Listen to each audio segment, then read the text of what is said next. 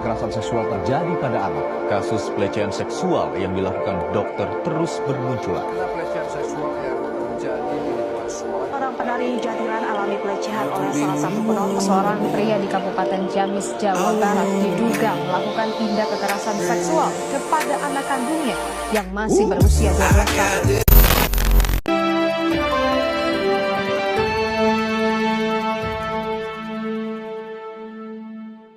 Kasus aksi bejat 6 siswa perkosa teman sekolahnya. Kasus ini terjadi di Kecamatan Jayakarta, Kabupaten Karawang, Jawa Barat yang melibatkan 6 siswa SMP di Karawang yang diduga memperkosa teman sekolahnya setelah menjemput korban dengan alasan jalan-jalan. Salah satu pelaku merekam kejadian tersebut dan video itu kemudian membuat orang tua korban melapor ke polisi. 4 pelaku telah diamankan sementara 2 lainnya masih diselidiki. Sementara korban saat ini mendapatkan pendampingan dari DP 3A untuk pemulihan fisik dan psikologisnya.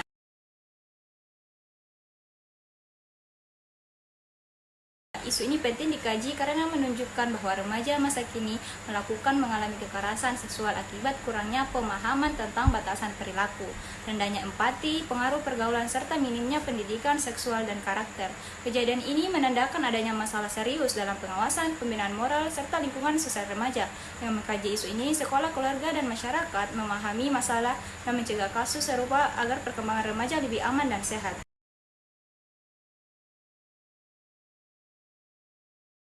Kasus ini menggambarkan fenomena sangat serius di kalangan remaja, kekerasan seksual antara remaja, pengaruh alkohol, rekaman sebagai bukti, dan peran teman sebagai pelaku atau aksi yang memfasilitasi dari segi teori perkembangan peserta didik.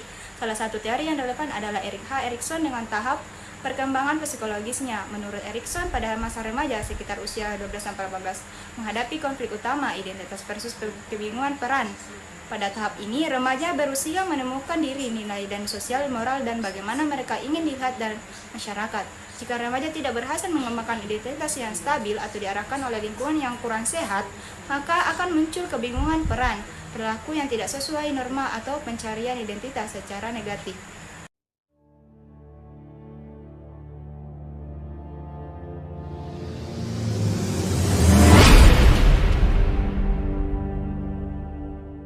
Pertama, apa yang telah terjadi?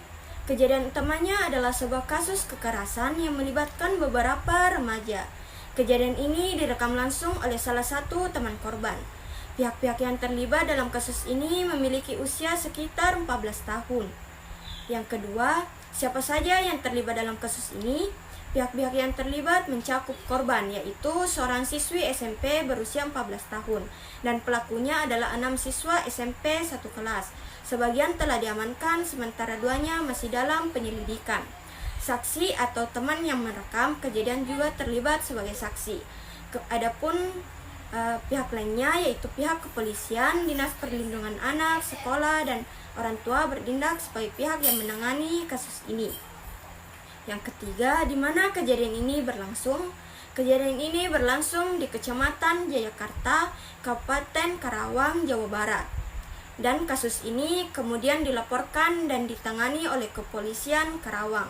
4. Kapan kejadian ini terjadi? Kejadian ini terjadi pada Sabtu malam 11 Oktober 2025.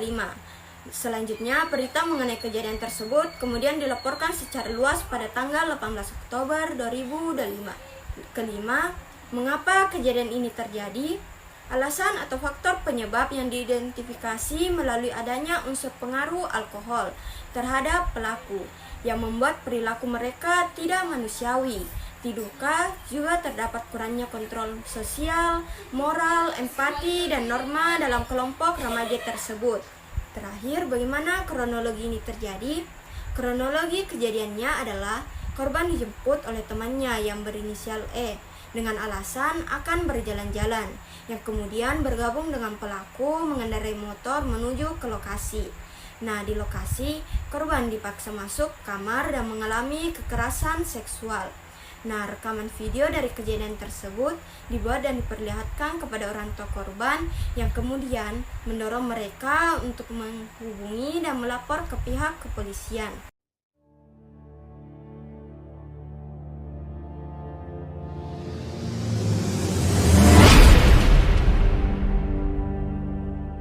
Untuk guru atau sekolah. Yang pertama, program pendidikan seksual dan persetujuan, memberikan pemahaman mengenai batasan tubuh, persetujuan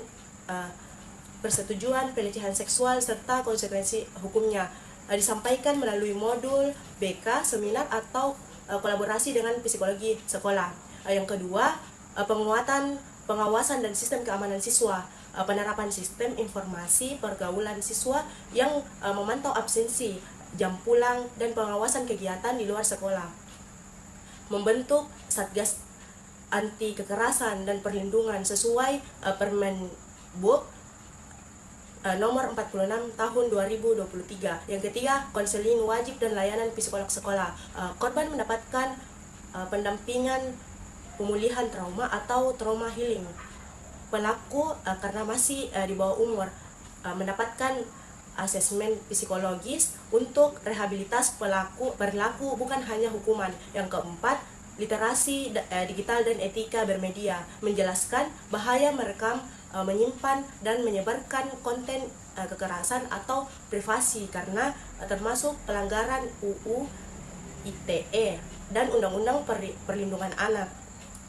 Simulasi kasus dan diskusi di kelas tentang dampak hukum dan moral. Yang kelima, kegiatan penguatan karakter dan empati, kegiatan mentoring senior junior, kelompok diskusi remaja, dan kelas regulasi emosi ekstrakurikuler positif untuk mengalihkan risiko pergaulan beresiko. Untuk orang tua, yang pertama, komunikasi terbuka dan tidak menghakimi. Yang kedua, monitoring pergaulan dan aktivitas malam. Yang ketiga, edukasi seksualitas dan nilai moral dari rumah. Yang keempat, pengawasan penggunaan dan media sosial. Yang kelima, kolaborasi aktif dengan sekolah. Nah, untuk remaja atau siswa, yang pertama, belajar menolak dan berani berkata tidak atau assertive skill. Yang kedua, menghindari lingkungan berisiko. Yang ketiga, etika dan kesadaran hukum digital. Yang keempat, membangun self-esteem dan kontrol emosi. Yang kelima, melaporkan jika korban atau melihat kasus mengetahui jalur pelaporan aman.